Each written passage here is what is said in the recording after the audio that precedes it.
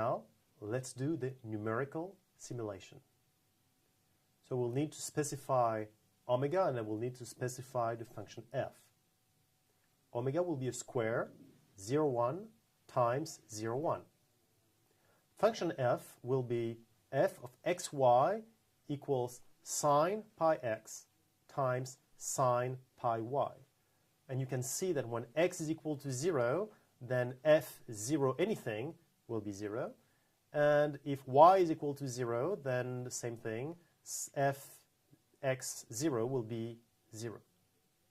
If x is equal to 1, then f will be equal to 0. If y is equal to 1, then f will be equal to 0. So what I'm saying is that my force will not touch somehow the border of the square. It will be only in the inside. I apply force, and the question is, what will be the shape of the membrane if I do apply this force on the membrane? So we have proven that this system has one solution. We also, as said before, that this system models our problem. And what we will do now is to have a numerical approximation of U using a computer.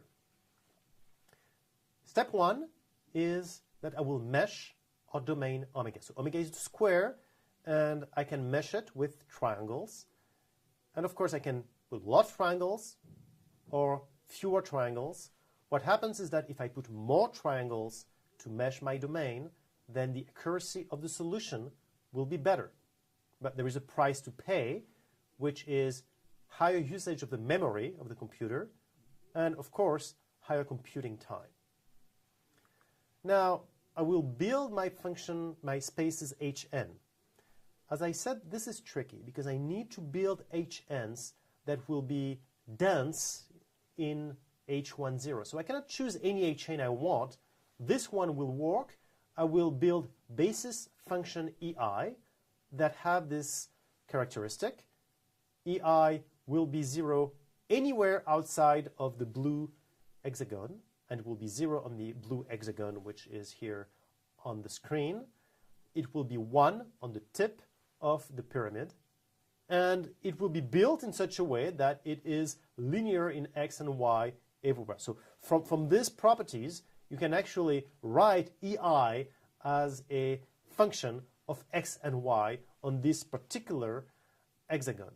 And you're going to have different EI. I mean, E1 will be another hexagon up to the left, and E2, and so on and so forth. So what we're building here is a basis of EIs. And by the way, this is called a P1 finite element method. So what we have is this basis. We have built an Hn for a given n, which is the number of EIs that we have built here. And that is step 2, building this space Hn. And of course, if I have a higher n, if I have a mesh which is finer, then I will have more EIs. Then I will build a matrix K and a vector B. Matrix K will simply be the integral between 0 and 1 of the integral between 0 and 1 of del EIXY del EJXY. And that will be easy to compute because we have linear functions in x and y, so the derivatives will be pretty easy to compute and somehow constant on each side of our pyramid. And you can verify that you have a lot of zeros in the matrix, and that is a good thing, because if you have very large matrices, the fact that the matrix is sparse will be easier to store the matrix and also to do the linear computation, to solve the linear system. So that is a very good thing that we have a lot of zeros in this matrix. We compute BI, which is also easy to compute. We just have to compute fxy multiplied by EIXY, and fxy is sine pi x, sine pi y, since we chose this particular f earlier today. We have kc equals b, and as I mentioned earlier, k is known, we just computed it. B is known, we just computed it. K is not singular, so we solve for c. And so we obtain C, we obtain C1, C2, all the way to Cn, and then we go back to our EIs, and we multiply E1 by C1, E2 by C2, and what we obtain is a function un. Here's what we have if n is 3 times 3 is 9. Here's what we have. We have this function u. We apply the force on the membrane, and here is the way that it will deform. If I choose a higher n, then I will have more accuracy. Here is what we have for 10 times 10. And if I choose a much higher n, 100 by 100, so you can see we have much larger matrices here. Here's what the solution looks like. So here's what the membrane would look like if we apply force F, defined as sine pi x, sine pi y, on the membrane. We apply this force, and here is the way the membrane will deform. So thanks to our model, we can predict what the deformation will be. And of course, it's always useful to do some experiment to verify that our model and our numerical simulation works well.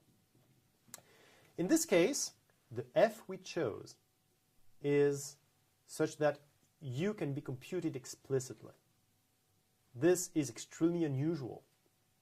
What happens is that often we have a function f which is the one that we have. We choose function f, and we have to solve for u. Now, in this case, we could have an explicit solution, which is extremely unusual, but thanks to this, we can verify if our numerical simulation agrees with the solution, because we know it explicitly. And again, the reason why we're doing all this usually is because we don't have u.